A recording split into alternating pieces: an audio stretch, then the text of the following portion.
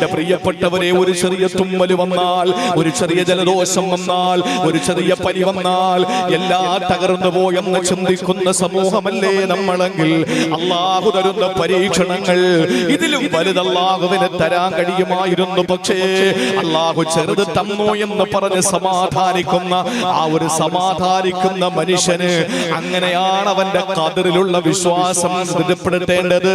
അല്ലാതെ ഖദറിൽ വിശ്വസിക്കുന്നു എന്ന് പറഞ്ഞ് ഒരു ചെറിയ പരീക്ഷണം വരുമ്പോ തളർന്നു പോകലല്ല, ഒരു ചെറിയ പരീക്ഷണം വരുമ്പോ തളർന്നു പോകലല്ല. അള്ളാഹു നമുക്ക് മനസ്സിലാക്കാനുള്ള തൗഫീഖ് നൽകി അനുഗ്രഹിക്കുമാറാവട്ടെ.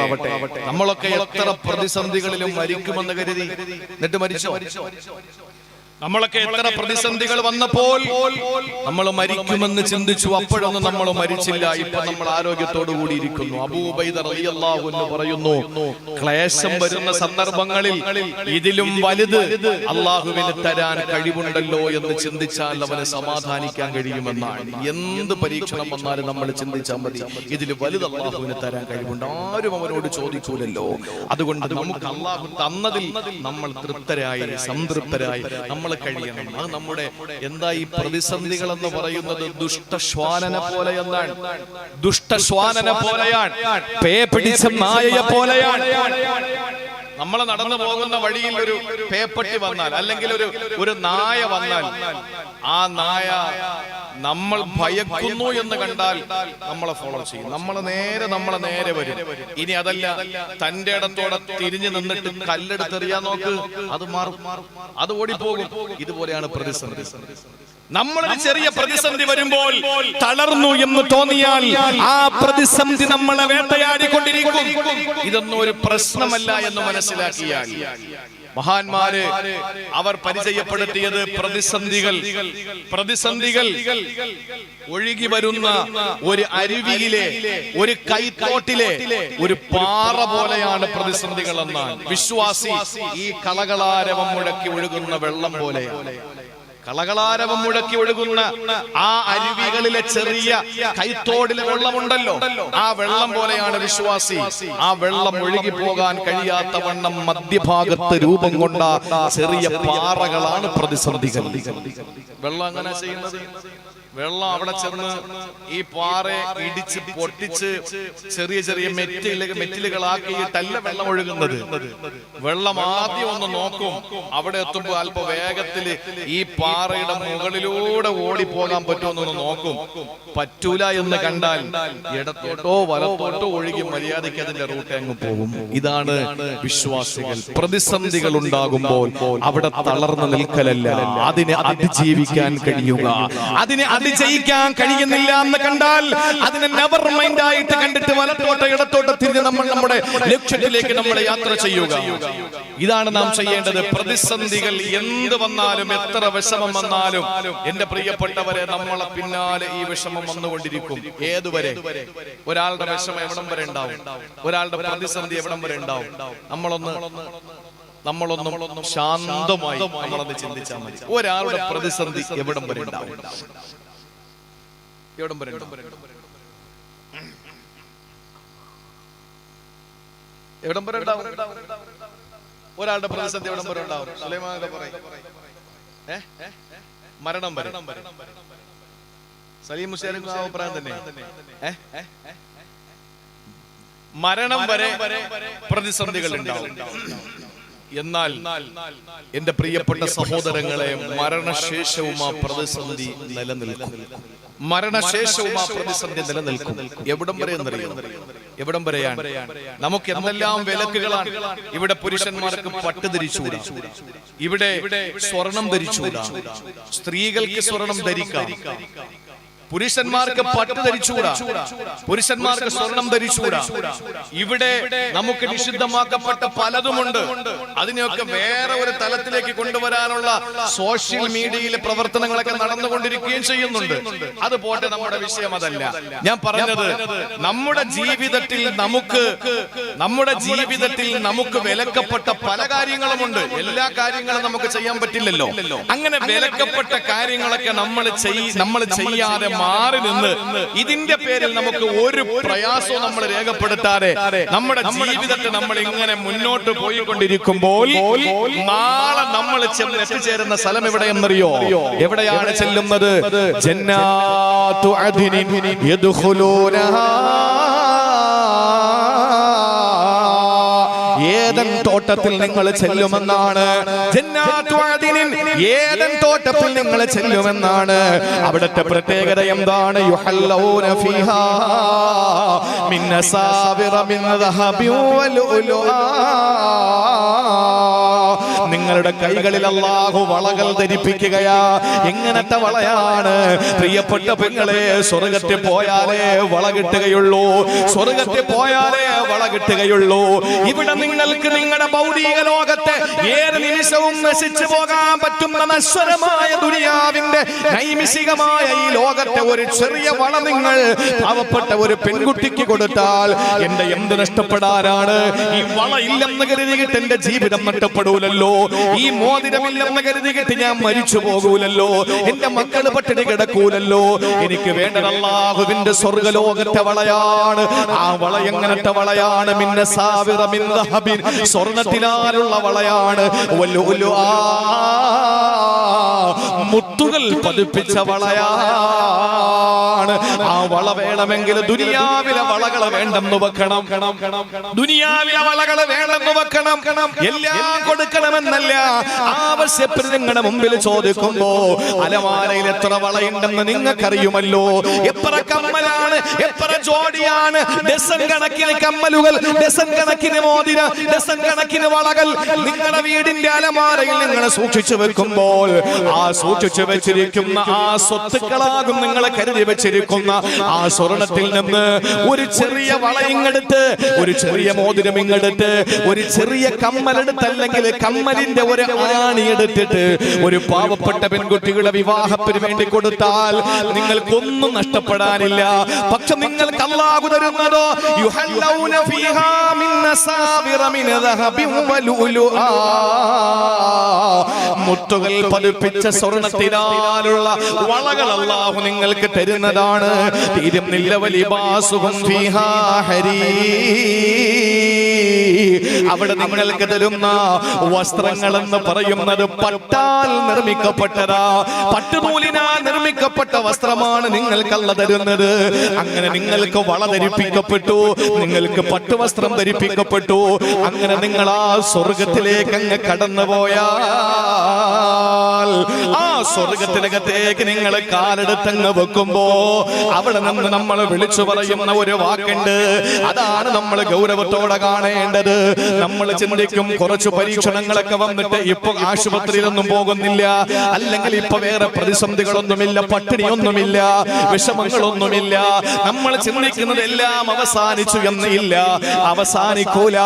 ഈ ലോകത്തെ പറ്റി തന്നെ അല്ലാഹു പറഞ്ഞത് എന്താണ്? ലഖദ് കാന ലഖദ് ഖലഖനൽ ഇൻസാന ഫീ കബദ്, പ്രയാസത്തിന്റെ മേലെ പ്രയാസമായിട്ടാ, പ്രതിസന്ധികളിലാ ഇവിടെ അല്ലാഹു മനുഷ്യനെ സൃഷ്ടിച്ചത്. എവിടം വരെയാണ് പ്രതിസന്ധികൾ ഉള്ളതെന്നറിയോ? കയ്യിൽ സ്വർണത്തിനാൽ നിർമ്മിക്കപ്പെട്ട മുത്തുകൾ പതിപ്പിച്ച വളകൾ ധരിച്ചുകൊണ്ട്, ആഭരണങ്ങൾ അണിഞ്ഞുകൊണ്ട്, പട്ടുവസ്ത്രങ്ങൾ ധരിച്ചുകൊണ്ട് നേരെ സ്വർഗത്തിലേക്ക് അങ്ങ് കാലെടുത്തു വെക്കുമ്പോ അവിടെ നിന്ന് നമ്മൾ വിളിച്ചു പറയുന്നു വഖാലൂ അൽഹംദുലില്ലാഹ് അൽഹംദുലില്ലാഹ്, അല്ലാഹുവേ നിന്നെ ഞാൻ സ്തുതിക്കുന്നു റബ്ബേ. അല്ലദീ അദ്ഹബ അന്നൽ ഹസന, പടച്ചവനെ എന്റെ ദുഃഖങ്ങളെല്ലാം ഇപ്പൊ മാറി അല്ലാഹ്. ഇനി ഇവിടെ ദുഃഖങ്ങളില്ല, ഇനി ഇവിടെ മരണമില്ല, ഇനി ഇവിടെ പ്രയാസങ്ങളില്ല, ഇനി ഇവിടെ മൂത്രിക്കലില്ല, കാട്ടിക്കലില്ല, തുപ്പുനീരില്ല, വിയർക്കലില്ല, വിസർജ്യങ്ങളില്ല, ഒന്നുമില്ല.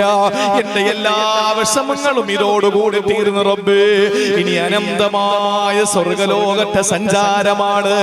എല്ലാം എന്റെ അധീനതയിൽ കടന്നു വരുന്ന മനോഹരമായ ഏറ്റവും നല്ല മനോഹരമായ സ്വർഗമാണ്. കൊതിക്കുന്ന പഴമെടുക്കുന്നതാ കയറണ്ട, പറിച്ചാലുടനെ മുളയ്ക്കുന്നതാ കുറയണ്ട. പറക്കും ശരീരത്തിലുണ്ട് കാറെടുക്കണ്ട, നിനക്കുള്ളതൊന്നും അവിടെ അറിയണ്ട. മണിയില്ല റബ്ബേ വാങ്ങുവാ, കൊതിയുണ്ട് വല്ലാതെ എപ്പോഴും അതിനോട്. അതിലേക്ക് നീ ഒരു പാസുതാം മന്നാനേ, അതു നിന്റെ പക്കൽ മാത്രമാ ഹന്നാനേ. എന്ത് ചിന്തിച്ചാലും തങ്ങളുടെ മുന്നിലേക്ക് വരുന്ന മനോഹരമായ സ്വർഗമാണ്. ഒരു ആപ്പിൾ കഴിക്കണമെന്ന ചിന്ത നമ്മുടെ മനസ്സിൽ വന്നാൽ നമ്മുടെ മുന്നിലേക്ക് ആപ്പിളിന്റെ ആ ശിഖരം ഇങ്ങനെ, ആപ്പിൾ മരത്തിന്റെ ശിഖരം ഇങ്ങനെ ചാഞ്ഞു വരികയാ. അതിൽ നിന്ന് ഒരു പഴം നമ്മൾ ഇങ്ങ് പറിച്ചു. ആ പഴം പറിച്ചിട്ട് നമ്മളൊന്ന് കടിച്ചു. ആദ്യത്തെ കടിയുടെ രുചിയല്ല രണ്ടാമത്തെ കടിക്കുള്ളത്.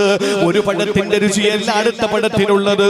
ഒരു കൊലയുടെ പഴത്തിന്റെ രുചിയല്ല അടുത്ത കൊലയുടെ പഴത്തിനുള്ളത്. ഒരു വൃക്ഷത്തിന്റെ കൊലയുടെ പഴത്തിന്റെ രുചിയല്ല അടുത്ത വൃക്ഷത്തിന്റെ കൊലയുടെ പഴത്തിനുള്ളത്. കാണുമ്പോ എല്ലാം ഒരുപോലെയാണ്. പക്ഷേ ഒരു കടി കടിച്ചാൽ രണ്ടാമത്തെ കടിയിലെ രുചി വേറെയാണ്. എന്തൊരത്ഭുതമാ! വേണ്ടേ പാമ്പാടിയിലെ പെണ്ണ്, വേണ്ടേ പ്രിയപ്പെട്ട പനയമുട്ടത്തെ ഉമ്മ, വേണ്ടേ പനപൂരിലെയും കൊങ്ങണുകോട്ടത്തെയും ഉമ്മ. ആ സ്വർഗം നമുക്ക് വാങ്ങാൻ കഴിയണമെങ്കിൽ ഈ ദുനിയാവിൽ വെച്ച് നമ്മൾ പാവങ്ങളെ സഹായിച്ചാലേ മതിയാവുകയുള്ളൂ. ഇത് ഞാൻ നിങ്ങളോട് പറയുന്നതല്ല.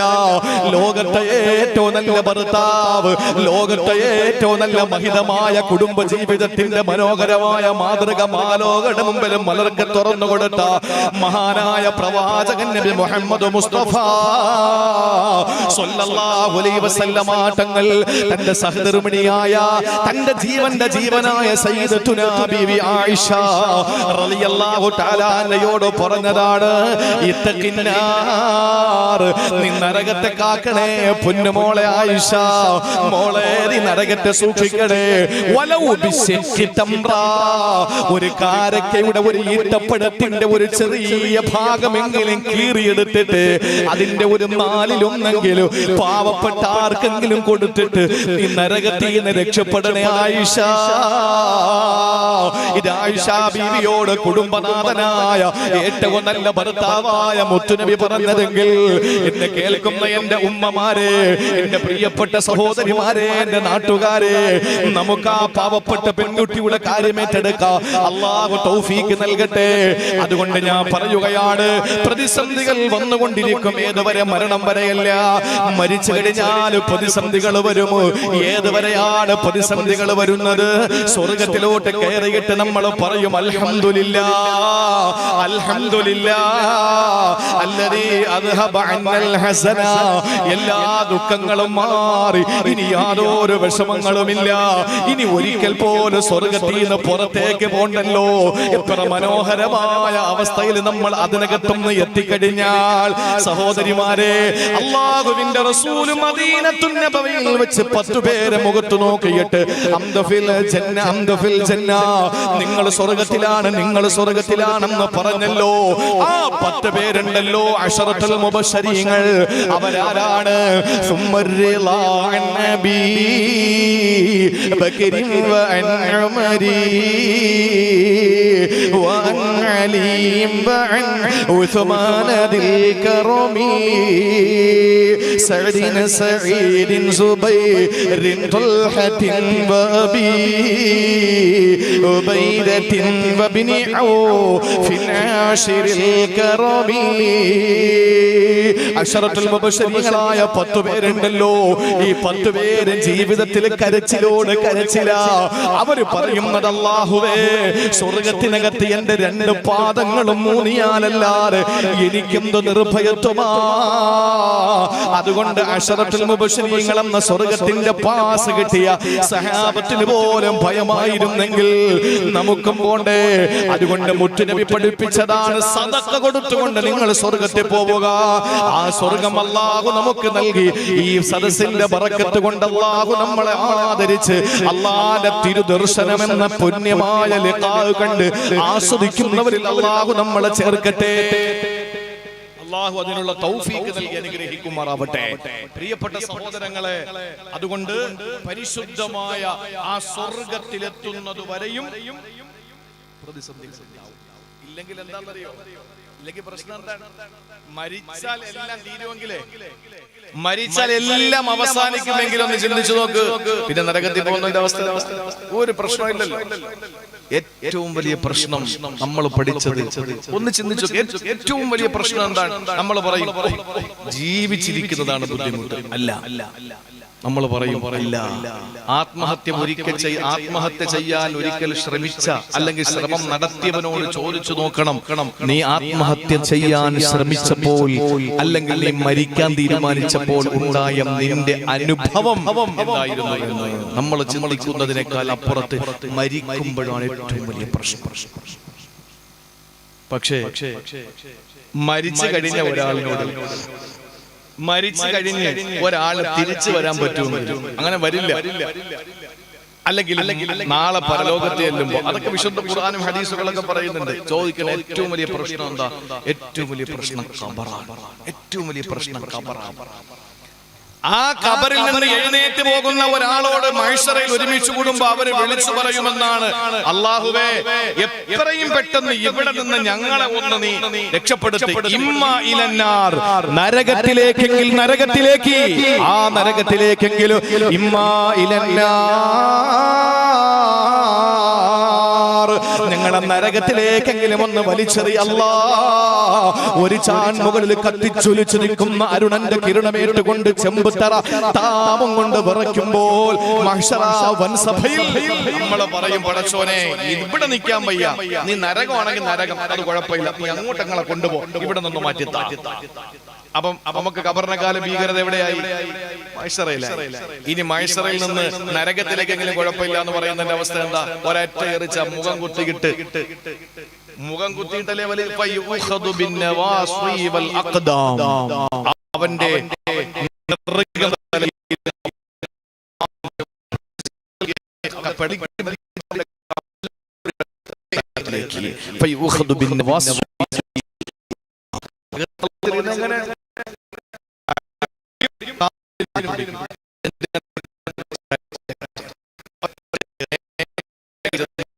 പിന്നെ പറയും, ഞങ്ങൾ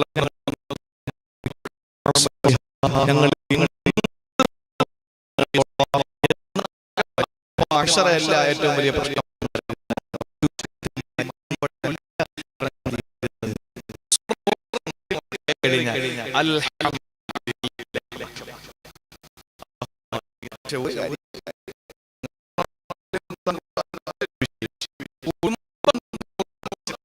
കുടുംബ ബന്ധം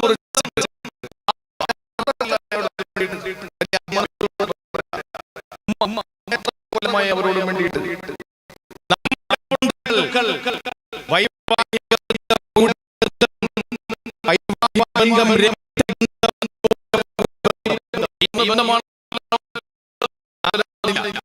അപ്പൊ ഈ പ്രിയപ്പെട്ട ബന്ധുക്കളിൽ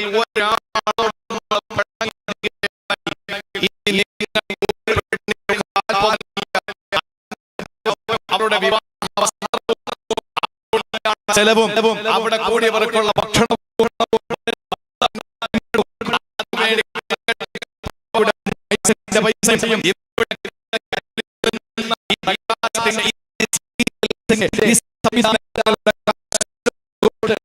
അവിടെ നിൽക്കുന്നവർ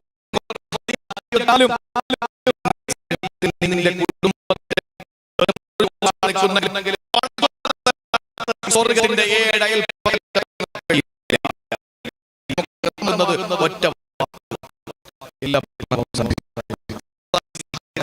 സഹകരിക്കണ്ട. പ്രശ്നങ്ങൾ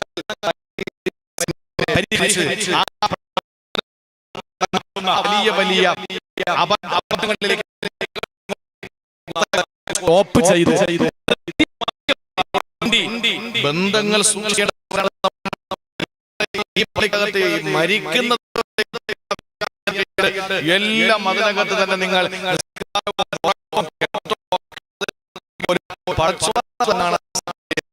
നമ്മുടെ നാടൻ ഭാഷ പറഞ്ഞ അള്ളാന്റെ സ്വർഗത്തിൽ നമുക്ക് അയൽപ്പത്ത് പോലെ നമുക്ക് എത്താൻ പറ്റും. ആളിയാണെന്ന്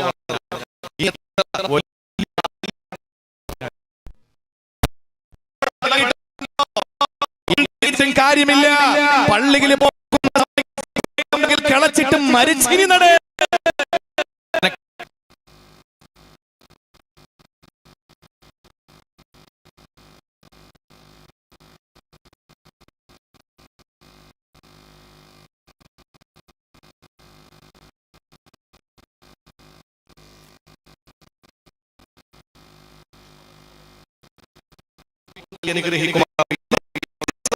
അവിടെ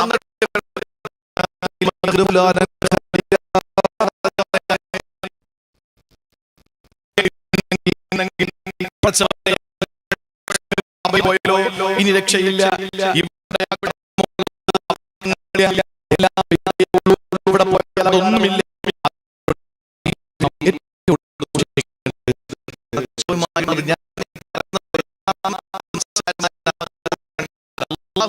എന്തെങ്കിലുമൊക്കെ വീട് സംഭവിച്ചു നമ്മുടെ റബ്ബല്ലേ സത്താർ. പക്ഷേ ജനങ്ങളുമായുള്ള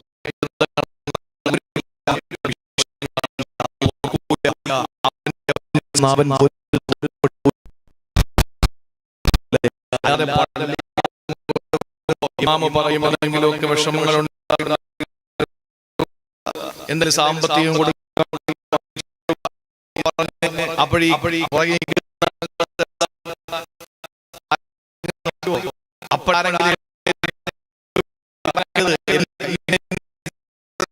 അത് പറയാൻ പറ്റില്ല. ഏറ്റവും വലിയ സഹിഷ്ണുതയിലാണ് ആ മനുഷ്യൻ ജീവിക്കുമ്പോ എല്ലാം പറഞ്ഞങ്ങോട്ട് ക്ലിയർ ആയി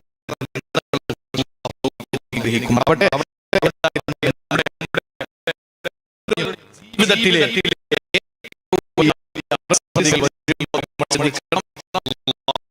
തീരുമാനമാണ്. ഇതാണ്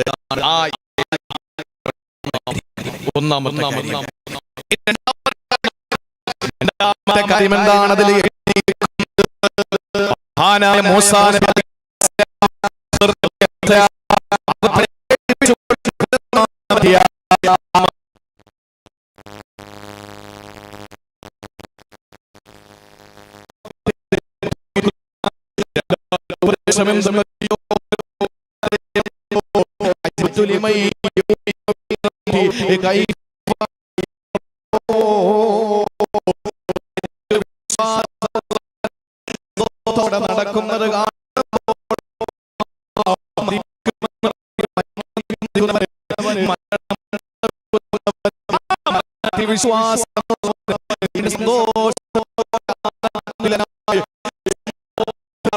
നടക്കുന്നത് നടക്കുന്നത് കാണുമ്പോൾ എനിക്ക് വല്ലാത്ത രണ്ടാമതായി എഴുതി വെച്ചിരിക്കുകയാണ്. സമയത്ത്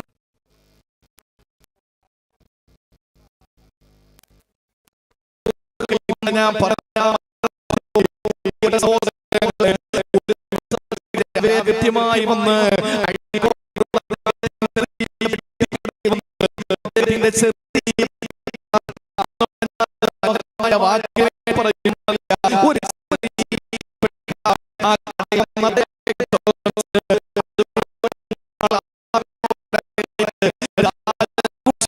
അവർക്ക് ആവശ്യമായ നടത്തിയിട്ട്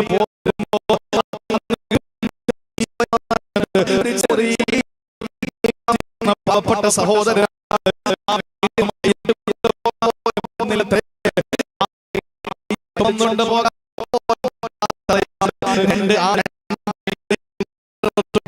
വീടുകളുടെ മതിൽ ഒരാൾക്ക് നന്നായിട്ട് ചെറിയ വീടാണ്. ആ വീട്ടിൽ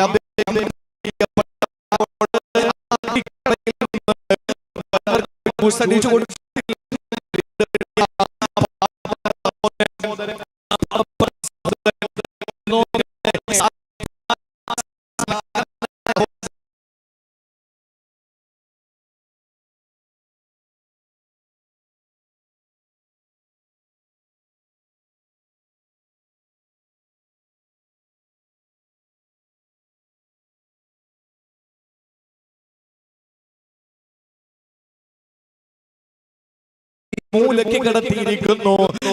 മണിക്കൂറുകൾ 2-3 തന്റെ ഉപജീവനയിൽ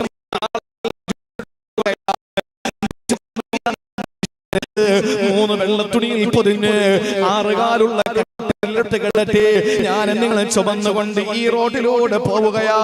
ഇന്ന് ഞാനും നിങ്ങളും ആ റോഡിലൂടെ യാത്ര ചെയ്ത് ഒരു മയ്യത്ത് ചുമന്നുകൊണ്ട് പോകുമ്പോ ശുദ്ധമായ തഹ്ലീലിന്റെ മന്ത്രോച്ചാരണത്തോടുകൂടി ഞാനും നിങ്ങളും ഈ റോഡിലൂടെ പോയിക്കൊണ്ടിരിക്കുമ്പോ പ്രിയപ്പെട്ട സഹോദരങ്ങളെ, പള്ളിയിൽ ചെന്ന് 6 അടി മണ്ണിലേക്ക് ഇറക്കി വെച്ച് 10 മലകൾ നിരത്തിയിട്ട് 3 പിടി മണ്ണ് വാരിയിട്ട് 2 മീസാങ്കല്ലം നാട്ടിയിട്ട് 2 ചുവടങ്ങ് വെക്കുമ്പോ നമ്മൾ ചിന്തിക്കുന്നത് എല്ലാം ഇവിടെ അവസാനിച്ചെന്നാണ്. ഇല്ല, ഹബീബേ നബി മുഹമ്മദ് മുസ്തഫ സല്ലല്ലാഹു അലൈഹി വസല്ലമ തങ്ങൾ പറയുകയാണ്, അല്ലാഹുവിന്റെ റസൂൽ പറയുന്നു, ലൗ യഅലമുൽ മർഉ മാ യഅതീഹി മിൻ ബഅദിൽ മൗത്ത്, മരണശേഷമുള്ള കാര്യത്തെപ്പറ്റി ആരെങ്കിലും അറിഞ്ഞിരുന്നെങ്കിൽ മാ അക്ല അക്ല വലാ ശരിബ ശർബ ഇല്ലാ വഹുവ യബ്കി വയളിബു അലാ സദ്രിഹി. ഖബറിന്റെ കാര്യത്തെ പറ്റി പറയാൻ ഇത് അവൻ കരഞ്ഞുകൊണ്ടല്ലാതെ വയളിബു അലാ സദ്രിഹി, നെഞ്ചടിച്ചുകൊണ്ടല്ലാതെ ഒരു ഗ്ലാസ് വെള്ളം കുടിക്കാൻ അവനെ കഴിയൂല, ഒരു ഭക്ഷണം അവനെ കഴിക്കാൻ പറ്റൂല. ചിന്തിച്ചു നോക്കണേ പ്രിയപ്പെട്ട സഹോദരങ്ങളെ, മരണശേഷം നമ്മുടെ അവസ്ഥ എന്താകുമെന്ന് നമ്മൾ അറിഞ്ഞിരുന്നെങ്കിൽ നമ്മൾ ഒരു ഗ്ലാസ് വെള്ളം കുടിക്കുമ്പോൾ, ഒരു ഭക്ഷണം കഴിക്കുമ്പോൾ പൊട്ടിക്കങ്ങോട്ട് നെഞ്ചത്തടിച്ചുകൊണ്ടല്ലാതെ നിങ്ങളാരും തിന്നില്ല കുടിക്കില്ലെന്ന് പറഞ്ഞത് നബിതങ്ങൾ തമാശയ്ക്ക് പറഞ്ഞതാണോ? അല്ല.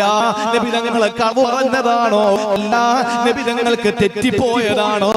അല്ല. പിന്നെ എന്താണ് നമ്മളെ കരയാതെ തിന്നുന്നത്? എന്തുകൊണ്ടാണ് നെഞ്ചടിക്കാതെ കുടിക്കുന്നത്? അതിന് ഒറ്റ കാരണമേ ഉള്ളൂ. ആദ്യം പറഞ്ഞ വാക്ക് ലൗ യഅലമുൽ മർഉ, മനുഷ്യൻ അറിഞ്ഞിരുന്നെങ്കിൽ.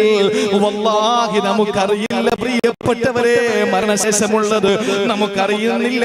മരണശേഷം എന്താ ഉള്ളതെന്ന് നമ്മൾ നടന്നു പോകുന്ന ഖബറിനടുത്തുകൂടി ആ ഖബറിനകത്ത് കിടക്കുന്ന ആളുകളുടെ രോദനം നമ്മൾ കേൾക്കുന്നില്ല.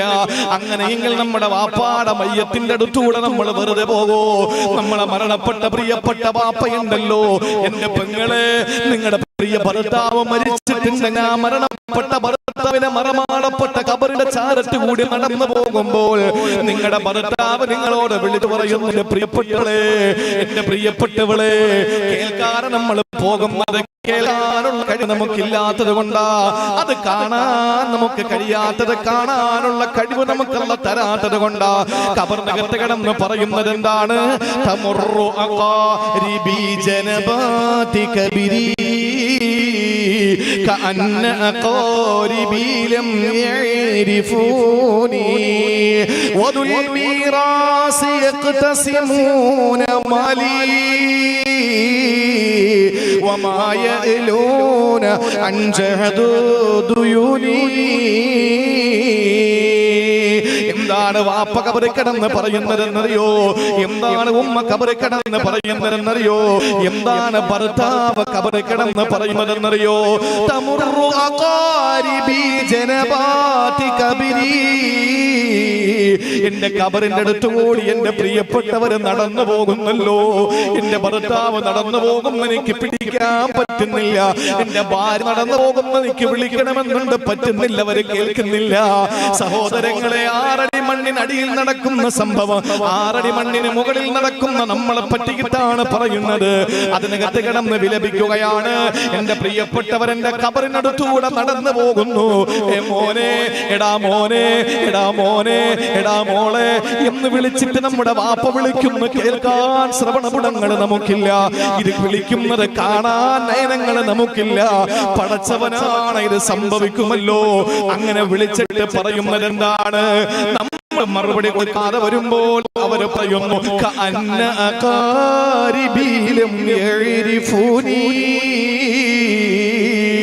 എന്നെ അറിയാത്തതുപോലെ പോകുന്നല്ലോ. നമുക്ക് ജീവൻ നൽകിയ വാപ്പാ, നമ്മളെ 10 മാസം വയറ്റിൽ ചുമന്ന ഉമ്മ, മരണസമാനമായ വേദന സഹിച്ചു നൊന്ത് പെറ്റ ഉമ്മ, 2 വയസ്സ് വരെ മുലപ്പാൽ തന്ന പ്രിയപ്പെട്ട ഉമ്മ. ആ പ്രിയപ്പെട്ട ഉമ്മ പറയുകയാണ്, മോനെ മോനെ ഇങ്ങോട്ടൊന്ന് നോക്കടാ എന്ന്. ഖബർസ്ഥാന്റെ മുന്നിലൂടെ നടന്നു പോകുമ്പോ നമ്മളെ വിളിക്കുമെന്നല്ലേ. ആ സമയത്ത് നമ്മൾ വിളി കേൾക്കുമ്പോ കേൾക്കാതെ പോകുന്നു. കാരണം നമ്മൾ കേൾക്കുന്നില്ല. അപ്പോഴ് കറിക്കടമര് പറയുന്നു,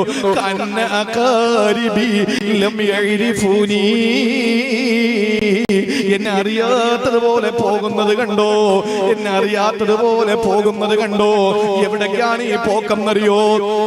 വാപ്പ സമ്പാദിച്ച പുരയിടത്തിൽ കളയ്ക്കാൻ പോകുന്നത്, ഉമ്മ കഷ്ടപ്പെട്ടുണ്ടാക്കിയ റബ്ബർ എസ്റ്റേറ്റിൽ വെട്ടികെട്ട് പാലെടുക്കാൻ പോകുന്നത്, ഭർത്താവ് തലയിൽ മണ്ണ് ചുമന്ന് കല്ല് ചുമന്ന് വന്താണി പിടിച്ച് പങ്കായം പിടിച്ച് വളയം പിടിച്ച് കഷ്ടപ്പെട്ടുണ്ടാക്കിയ സമ്പത്തിൽ നിന്ന് ഉണ്ടാക്കിയിട്ട് മരിച്ചു പോയപ്പോൾ ആ സമ്പാദിച്ച ആ റബ്ബർ വെട്ടികെട്ട് പാലെടുത്തതിന്റെ സീറ്റ് വിൽക്കാൻ വേണ്ടി പോകുന്ന പെണ്ണ.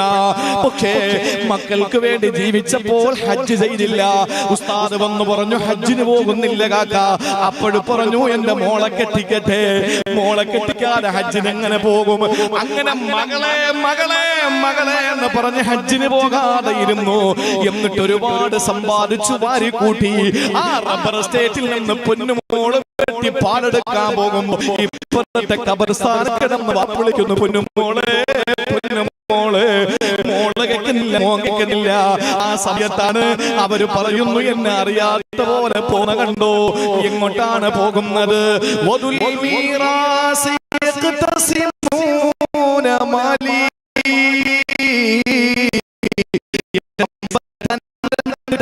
അതിന്റെ പങ്ക് പറ്റാൻ പോകുന്നതാ.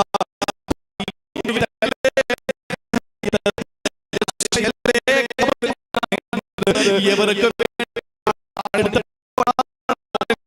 നിസ്കരിക്കാത്തത് അമ്മ വേണ്ടി പണിയെടുത്തത്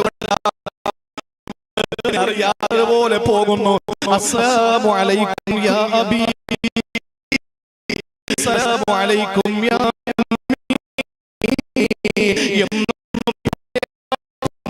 നീ പോകുന്നത് ഞാൻ സമ്പാദിച്ചുണ്ടാക്കിയതിന്റെ പങ്ക് പറ്റാൻ പോണതല്ലേ. എന്നാ പൊന്നു മോനെ, ഇതൊക്കെ സമ്പാദിച്ചത് ഞാൻ കൊടുക്കാതെയാണ്. മക്കളെയും കെട്ടിച്ചപ്പോ ഒരു നയാ പൈസ ഞാൻ കൊടുക്കാതെ നിനക്ക് നീ അതിന്റെ പങ്ക് പറ്റിക്കൊണ്ടിരിക്കുമ്പോ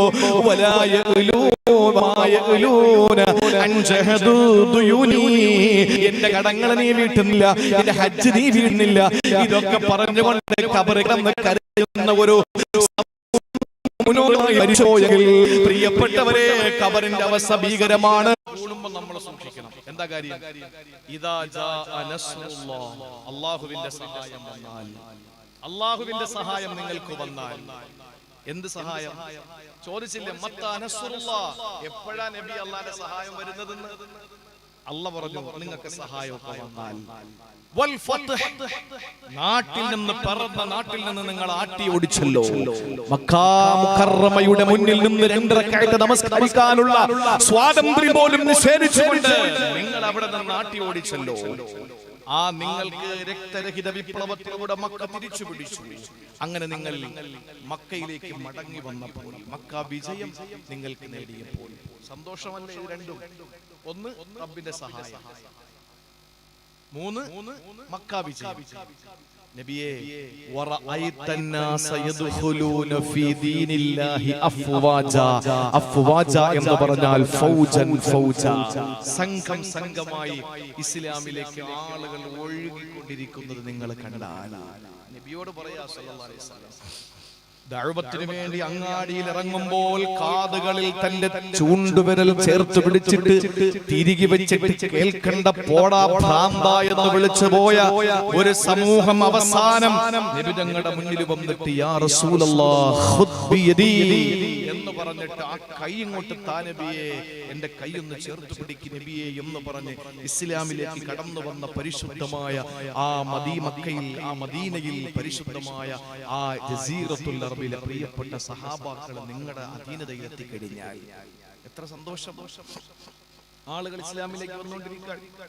ഇവോൺ റിട്ലി, ഹീദർ മാത്യൂസ്, അതുപോലെ കാഷ്യസ് ക്ലേ എന്ന മുഹമ്മദ് അലി, അതുപോലെ തന്നെ കാറ്റ്സീവൻ എന്ന യൂസുഫുൽ ഇസ്ലാം, അതുപോലെ കമല മാധവിക്കുട്ടി എന്ന കമല സുരയ്യ, ഇങ്ങനെ ആളുകൾ ഇസ്ലാമിലേക്ക് വന്നുകൊണ്ടിരിക്കുന്നു. എത്ര ആളുകളാ വരുന്നതൊക്കെ, നല്ല നല്ല നല്ല നല്ല ആളുകളാ, ക്വാളിറ്റി ഉള്ള ആളുകളാ, കീടങ്ങളല്ല, നല്ല 1-ാം നമ്പർ ക്വാളിറ്റി ഉള്ള ആളുകളാ വരുന്നത്. അപ്പൊ ഇവിടെ ഉള്ള ചില മാലിന്യങ്ങള് അങ്ങോട്ട് പോയിക്കൊണ്ടിരിക്കുക. പോട്ടെ, അതൊക്കെ അതിന്റെ വഴിക്ക് തന്നെ പോട്ടെ. ഇസ്ലാമിലേക്ക് ഇവോൺ റിട്ലിയെ പോലെ, ഹീദർ മാത്യൂസിനെ പോലെ, കാഷ്യസ് ക്ലേയെ പോലെ, കാറ്റ്സീവനെ പോലെ, മാധവിക്കുട്ടിയെ പോലെ ഇസ്ലാമിലേക്ക് കടന്നു വന്ന് കമല സുരയ്യയായി, യൂസുഫുൽ ഇസ്ലാമായി, മുഹമ്മദ് അലിയായി ഇസ്ലാമിലേക്ക് കടന്നു വന്ന ചരിത്ര പുരുഷന്മാരും ചരിത്ര വനിതകളും അവർ ഇസ്ലാമിലേക്ക് കടന്നു വരുന്നത് നമുക്ക് അത്ഭുതമാണ്, നമുക്ക് സന്തോഷമാണ്. അള്ളാന്റെ സഹായം വരുന്നത് സന്തോഷമാണ്, നമുക്ക് എവിടെയും വിജയം വരുന്നത് സന്തോഷമാണ്. ഇതൊക്കെ വന്നുകൊണ്ടിരിക്കുമ്പോൾ അള്ളാഹ് പറഞ്ഞു, ഇദാ ജാഅ നസ്റുല്ലാഹി വൽ ഫത്ഹി വറഅയ്തന്നാസ യദ്ഖുലൂന ഫീ ദീനില്ലാഹി അഫ്വാജ. ഇത് മൂന്നും നിങ്ങളെ സന്തോഷിപ്പിക്കുന്നതല്ല നബിയേ. അങ്ങനെ ഈ 3 സന്തോഷം, സന്തോഷത്തിന്റെ മേൽ സന്തോഷം, അതിന്റെ മേൽ സന്തോഷം നിങ്ങളെ തേടിയെത്തുമ്പോൾ ഫസബ്ബിഹ് ബിഹംദി റബ്ബിക്, അല്ലാഹുവിനെ തസ്ബീഹ് ചൊല്ല്, വസ്തഗ്ഫിറുഹു, നിങ്ങൾ അല്ലാഹുവിലേക്ക് പാപം പൊറുക്കലിനെ ചോദിക്കുക. ഇന്നഹു കാന തവ്വാബാ. അതാണ് സന്തോഷം കൂടുമ്പോൾ നമ്മൾ എന്ത് വേണം? അല്ലാഹുവിലേക്ക് മടങ്ങണം. അപ്പോ മരിക്കുമെന്ന് ഉറപ്പുള്ള ഒരാൾ സന്തോഷിക്കുന്നത് കാണുമ്പോൾ എനിക്ക് അത്ഭുതം തോന്നുന്നു എന്ന രണ്ടാം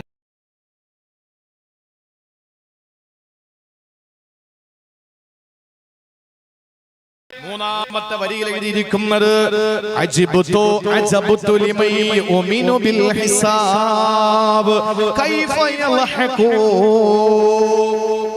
നാളെ പടച്ചവന്റെ മുന്നിൽ വിചാരണ ഉണ്ട് എന്ന് ബോധ്യമുള്ള വിശ്വസിക്കുന്ന ഒരാളുടെ ചിരി എന്നെ അത്ഭുതപ്പെടുത്തുകയാണ്.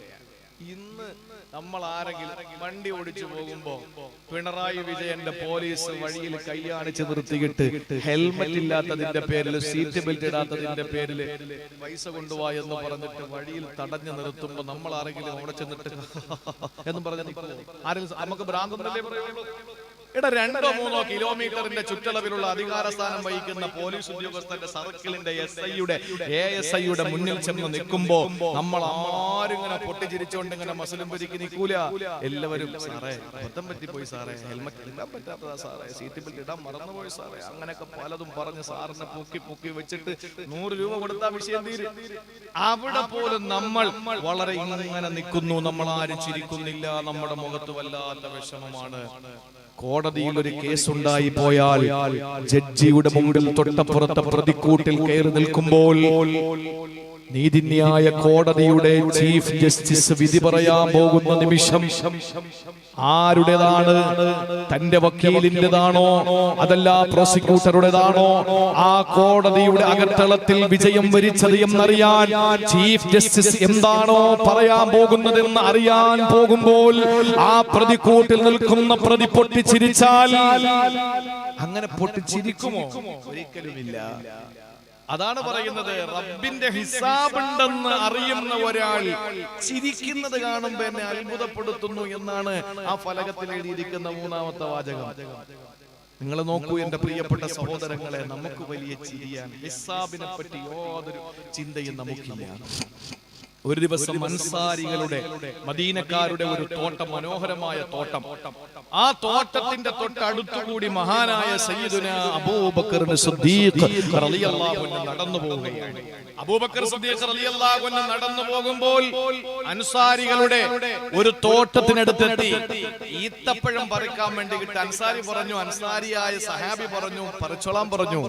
അങ്ങനെ സിദ്ദീഖുൽ അക്ബർ റളിയല്ലാഹു അൻഹു ആ ഈത്തപ്പന കൊലയിൽ നിന്നൊരു ഈത്തപ്പഴം പറിക്കാൻ വേണ്ടി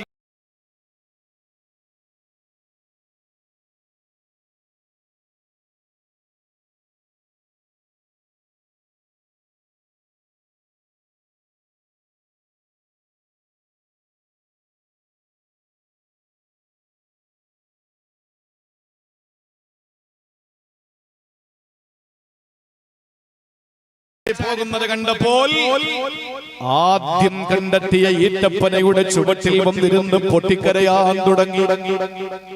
പൊട്ടിക്കരഞ്ഞ് സിദ്ദീഖുൽ അക്ബർ റളിയല്ലാഹു അൻഹു കരഞ്ഞിട്ട് പറഞ്ഞതെന്നറിയോ?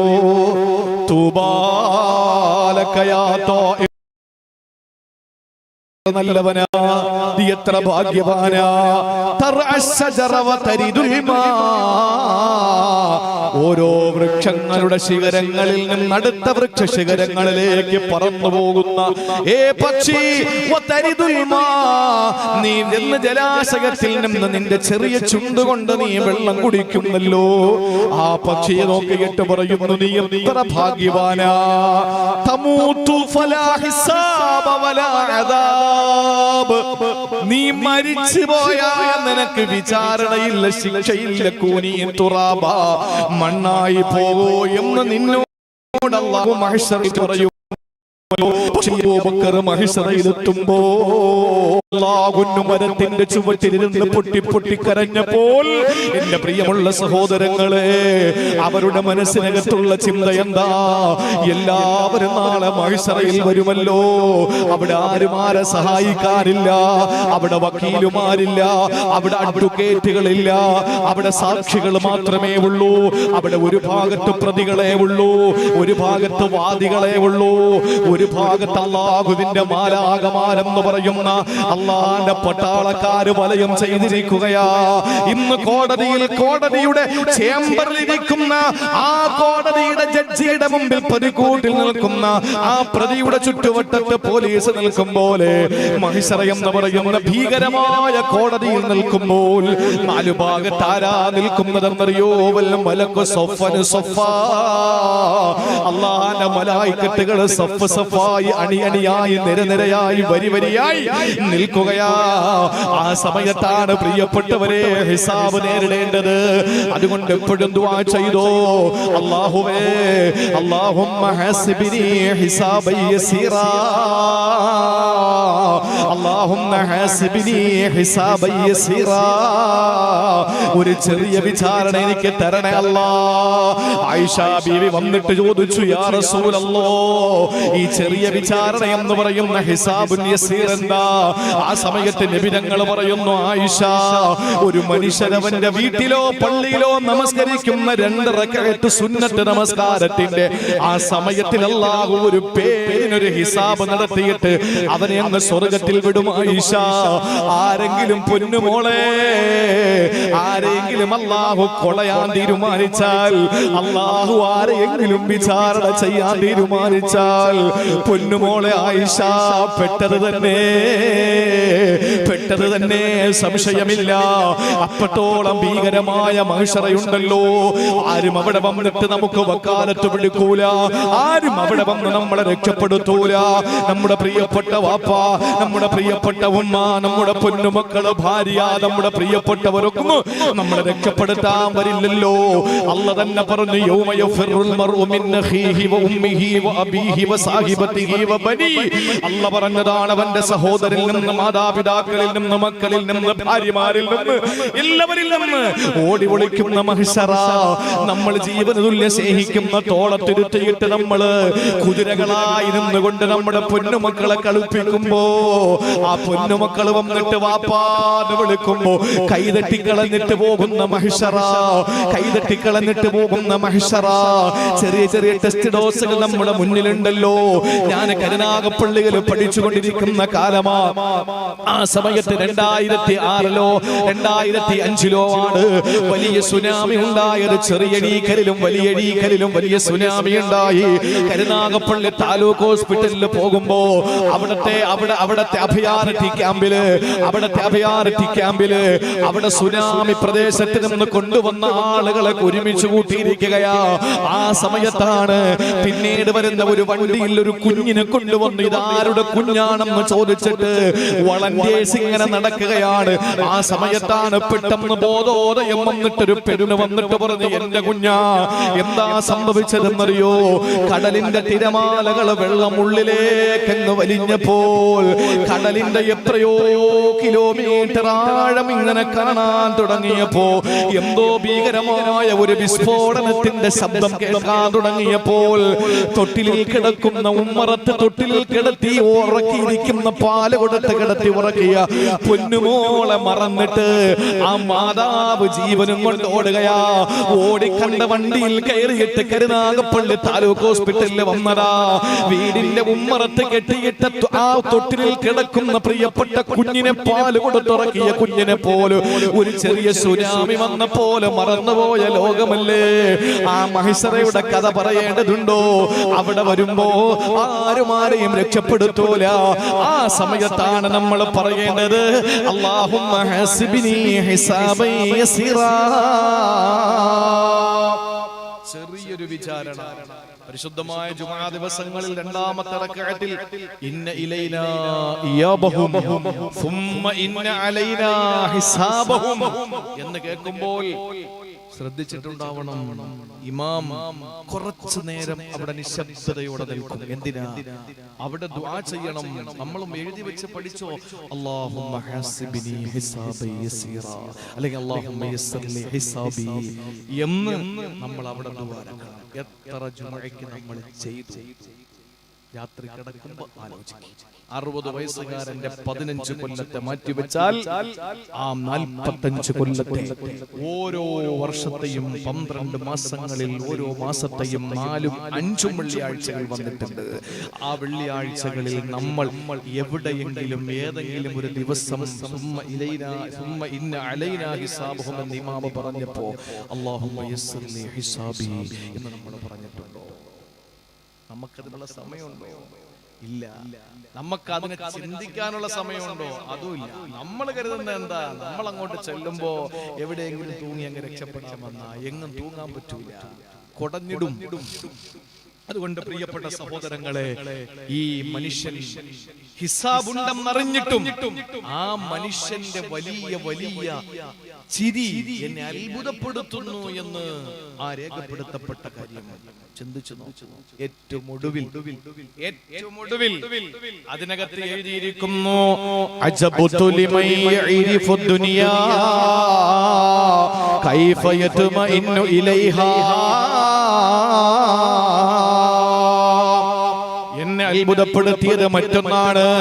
നാലാമത് പറയുന്നു, എന്നെ അത്ഭുതപ്പെടുത്തിയത് ദുനിയാവിനെ പറ്റി അറിഞ്ഞിട്ട്, ദുനിയാവിനെ പറ്റി മനസ്സിലാക്കിയിട്ട് ആ ദുനിയാവിന്റെ പിന്നാലെ പരക്കം പായുന്ന മനുഷ്യ, നിന്റെ ഓട്ടം കാണുമ്പോൾ എന്നെ വല്ലാതെ അത്ഭുതപ്പെടുത്തുകയാണ്. എന്നെ വല്ലാതെ അത്ഭുതപ്പെടുത്തുന്നു. ദുനിയാവിനെ തിരിച്ചറിഞ്ഞില്ലേ? തിരിച്ചറിഞ്ഞിട്ട് ആരെങ്കിലും കൊണ്ടുപോകുമോ? ഇവിടെ ആരെങ്കിലും എന്തെങ്കിലും കൊണ്ടുപോവോ? ഈ ദുനിയാവിൽ നമ്മൾ കടന്നു വന്ന് ജീവിച്ച് സമ്പാദിച്ചതൊന്നും നമ്മൾ കൊണ്ടുപോകൂല.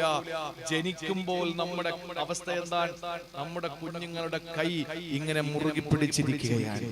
കൈ ഇങ്ങനെ മുറുക്കി പിടിച്ച അവസ്ഥയിലാണ് കുഞ്ഞുങ്ങളെ പ്രസവിക്കുന്നത്. ആ കുഞ്ഞ് എന്തൊക്കെയോ സ്വപ്നങ്ങൾ കൊണ്ടുവരികയാണ്. എന്തൊക്കെയോ ഈ രാജ്യത്ത്, ഈ ലോകത്ത് അവൾ അല്ലെങ്കിൽ അവൻ കൊണ്ടുവരികയാണ്. അല്ലെങ്കിൽ അവന്റെ സങ്കല്പത്തിലുണ്ട്. ഇത് ഉള്ള കാര്യമാണ്. കൈ ഇങ്ങനെ മുറുക്കി പിടിച്ചിരിക്കും പ്രസവിക്കപ്പെടുന്ന കുഞ്ഞ്. നീ നാളെ പോയി നോക്കിയിട്ട് ഏതെങ്കിലും നിവർത്തി വെച്ചിട്ടുണ്ടെങ്കിൽ തള്ളാൻ പറയണ്ട. അത് അങ്ങനെയാണ് പൊതു തത്വം. അത് എന്നാൽ മരിക്കുന്ന മനുഷ്യരെ നിങ്ങൾ നോക്ക്. ഏതെങ്കിലും മനുഷ്യൻ ഇങ്ങനെ മുറുക്കി പിടിച്ചോണ്ട് പോവോ? ഇല്ല. ഇങ്ങനെ മുറുക്കി പിടിച്ച ഒരു മനുഷ്യനും പോകില്ല. മറിച്ച് രണ്ട് കൈയും നിവർത്തി വെച്ചിട്ട് ഞാൻ ഒന്നും കൊണ്ടുപോയില്ല. ഇവിടുന്ന് ഞാൻ സമ്പാദിച്ചത് കൊണ്ടുപോയില്ല, ഞാൻ കൊണ്ടുവന്നത് കൊണ്ടുപോയില്ല, എല്ലാം ഉപേക്ഷിച്ചിട്ട് പോവുക. അലക്സാണ്ടർ ചക്രവർത്തി ലോകം മുഴുവനും കീഴടക്കി. ഓരോ രാജ്യങ്ങൾ കീഴടക്കാൻ വേണ്ടി വരുമ്പോഴും എന്റെ പ്രിയപ്പെട്ട സഹോദരങ്ങളെ, ചരിത്രം വിശാലമാണ്. ഓരോ രാജ്യം കീഴടക്കാൻ വേണ്ടി വരുന്ന സന്ദർഭങ്ങളിലും എന്റെ പ്രിയപ്പെട്ട മാതാവ് കത്തെഴുതും, എന്നെ ഒന്ന് കാണണേ, എന്നെ ഒന്ന് കാണ് എന്ന് പറഞ്ഞിട്ട് കത്തെഴുതുമായിരുന്നു. ഓരോ രാജ്യങ്ങൾ വെട്ടിപ്പിടിച്ച് ലോകം മുഴുവനും വെട്ടിപ്പിടിച്ചു. അവസാനം ഇന്ത്യ മഹാരാജ്യത്ത് വന്നിട്ട് പോകുമ്പോഴാ അദ്ദേഹത്തിന് രോഗം പിടിപെട്ടു. അങ്ങനെ അവസാനം മരിക്കാൻ നേരത്ത് അദ്ദേഹം പറഞ്ഞു, ഞാൻ മരിക്കുന്നു, എന്റെ കൈ രണ്ടും തുണിയുടെ വെളിയിലേക്ക് നിങ്ങൾ എടുത്തിടണം, എല്ലാവരും കാണട്ടെ, ഈ പിടിച്ചതൊന്നും ഞാൻ കൊണ്ടുപോയില്ല, ഈ ഉണ്ടാക്കിയതൊന്നും ഞാൻ കൊണ്ടുപോയില്ലെന്ന് കാണട്ടെ. പിന്നീട് എന്റെ ആഗ്രഹം, എന്റെ മയ്യത്ത് കെട്ടിൽ ചുമക്കേണ്ടത് എന്നെ ചികിത്സിച്ച ഡോക്ടർമാരാണ്. എന്തിനാണത്? എന്നെ ഡോക്ടർമാർ ഇത്രയും പണിപ്പെട്ട് അധ്വാനിച്ച് എന്നെ രക്ഷപ്പെടുത്താൻ നോക്കിയിട്ടും അവർക്ക് പോലും എന്നെ രക്ഷപ്പെടുത്താൻ കഴിഞ്ഞില്ലെന്ന് ജനങ്ങൾക്ക് ബോധം വരട്ടെ. മൂന്നാമത്, ഞാൻ ഉണ്ടാക്കിയ സമ്പാദ്യം മുഴുവനും വാരി വിതരണം എന്റെ ശവമഞ്ചത്തിന്റെ പുറകിൽ. എന്തിനാ? എല്ലാവർക്കും അത് ഉപകരിക്കട്ടെ, എനിക്ക് വേണ്ട, ഒന്നും വേണ്ട, ഞാൻ നിങ്ങൾക്ക് തന്നെ തിരിച്ചു തരും. ഈ നിലയിൽ നമ്മൾ ജീവിതത്തിൽ ഒന്നും കൊണ്ടുപോകില്ല. എന്തെങ്കിലും കൊണ്ടുപോവോ? 3 കഷണം തുണി. ആ 3 കഷണം തുണിയും കുറച്ച് പഞ്ഞിയും കർപ്പൂരം പൊടിച്ച് ചേർത്തതും ആ കഫൻ പുടവയിൽ തേച്ചിരിക്കുന്ന ആ അത്തറും കണ്ണിൽ വരച്ചിരിക്കുന്ന സുറുമയും 2 തള്ളവിരലുകൾ അകന്നു പോകാതെ കെട്ടിയിരിക്കുന്ന ചെറിയ നാടയും. ഇതല്ലാതെ പിന്നെന്താ കൊണ്ടുപോകുന്നത്? ഒന്നും കൊണ്ടുപോയില്ല. ജീവിതത്തിൽ നമ്മളെല്ലാം ഇവിടെ ഉപേക്ഷിച്ചു പോകേണ്ടവരാണ്.